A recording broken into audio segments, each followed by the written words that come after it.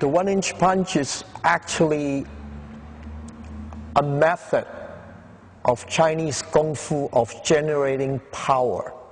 One-inch punch is a catchy term made up by Bruce Lee, which it actually is correct, but really there's all kinds of short power. I mean, you can use a short power palm strike, you can use, a half-inch punch or a 3-inch punch.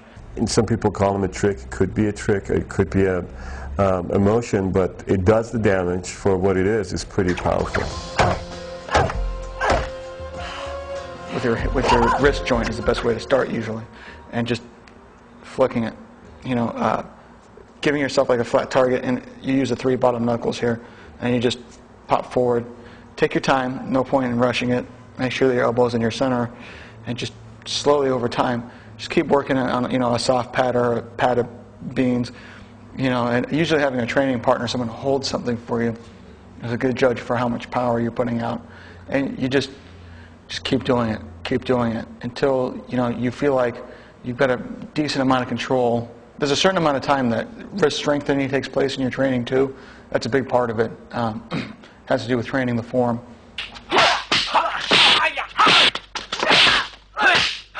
The traditional way mostly go into the internal aspects, the centering of the qi. Okay, Chinese medicine have this concept of qi circulation in the body, and by developing the internal power, the internal qi, you develop the one-inch punch. One is first through the practice of breathing or qi meditation, through breathing visualization, developing power centers at certain parts of the body. That's the internal approach. Yeah. The external approach is more muscular and body alignment, power base, torque generation. A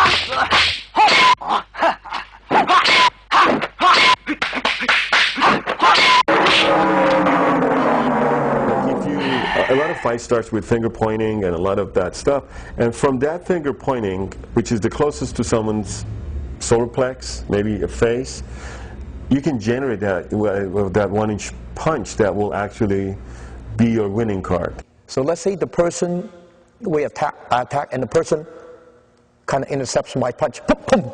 That's that one-inch punch comes in. Without pulling back, that's from a combatic standpoint.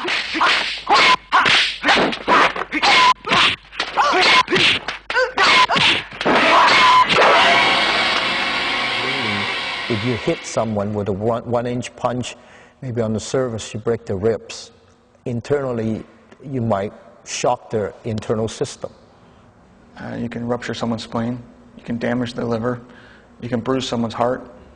Something wrong with one of your vertebrae, and someone strikes you really hard, the power is going to try to find an easier way out, and it'll go through that to the injury point. So, in extreme cases, guys have been known to strike someone in the front and then it injures their back. You're hitting his vulnerable point. That's also the key too. But obviously, if you hit this weakest man at the strongest point, you're not going to do any damage because he's got muscle protection.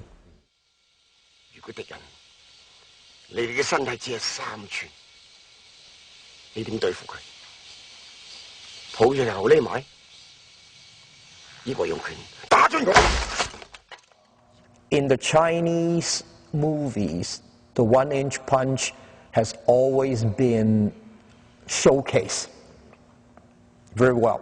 However, Kill Bill Volume 2, the way that it was portrayed was okay, but it just, visually, it was not pleasing. Kill Bill, the way that the one-inch punch was portrayed was taking your skin off your knuckle, and this is how it is. But it's not about that. It's the body mass that moves it. It's not the callus on your knuckles that does the damage.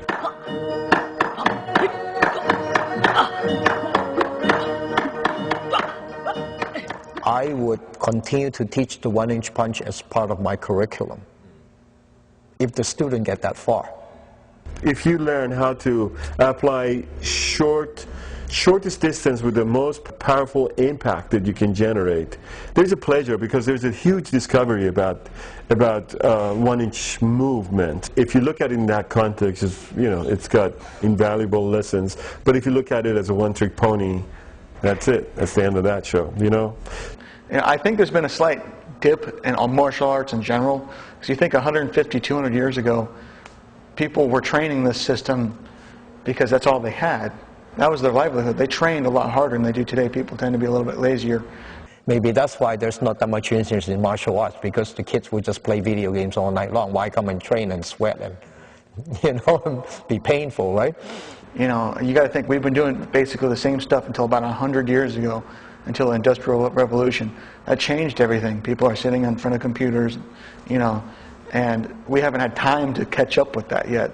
That's a radical change. So I think the importance of getting back in touch with your body is very high and has continued to become up more on the priority list for a lot of people. So I expect the martial arts to take I think they're already taking an upswing back up, whether because there's systems out there that are almost being lost, and people don't want that to go away. So I think they're going to get better. The consequence of 1-inch punch that happened in Long Beach, for me at least, is it's amazing, and I think it keeps opening doors, and I think that would be the future of 1-inch movement or 1-inch punch.